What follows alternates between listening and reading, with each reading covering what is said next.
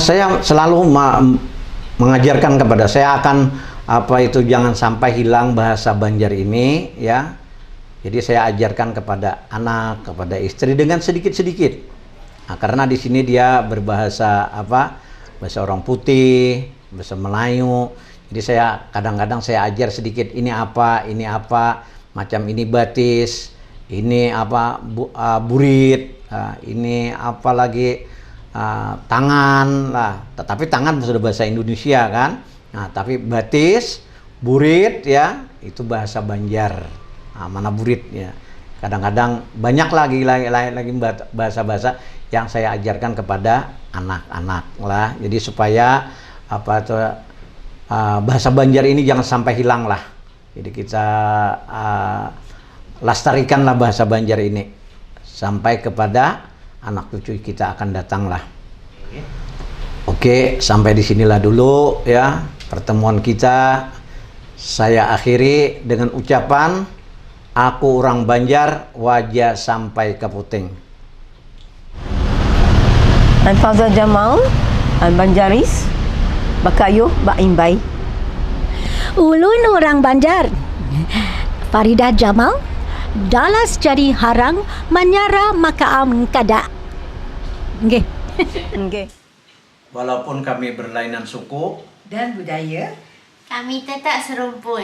Aku, orang Banjar, haram menyerah wajah sampai ke puting.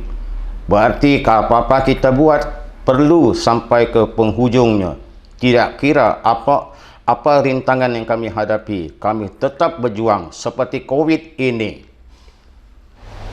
Saya Muhammad Sarul bin Abdul Kahar, ulun orang Banjar, wajah sampai ke puting. InsyaAllah. Harapan saya tidak bukan ialah agar generasi akan datang, generasi Banjar adalah anak-anak Banjar akan datang sudi mengenali budayanya, bahasanya, supaya kita nanti kita tak kenal asal-usul kita pun tidak begitu elok lah katakan. Jadi seperti kata kata pepatah Banjar, haram menyerah wajah sampai ke puting. Kita nak buat apa-apa sesuatu tu, bila kita buat sempurna dan pelaksanaan dengan baik, ya.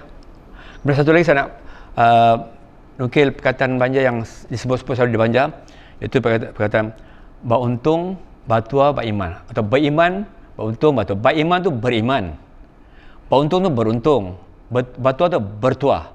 Jadi beriman, ada orang Banjar beriman bisa beriman. Kemudian beruntung tu harap kita untung dalam hidup kita, sama juga bertuah. Tapi saya ingat nak tambah, biar kita tambah dengan berilmu, iaitu berilmu.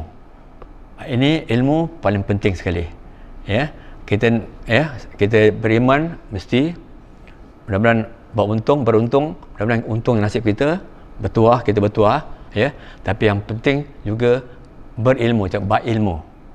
Berilmu je berilmu. Ya. Ini yang dapat saya katakan, dan mudah-mudahan ialah kepada anak-anak Banjar sekalian, mudah-mudahan kita akan cuba kembali dan dapat mendekati budaya Banjar ini, termasuk bahasanya. Jadi itulah sebab saya katakan hari ini, dan saya sudah dengan wabillahi taufiq wal hidayah. Assalamualaikum warahmatullahi wabarakatuh.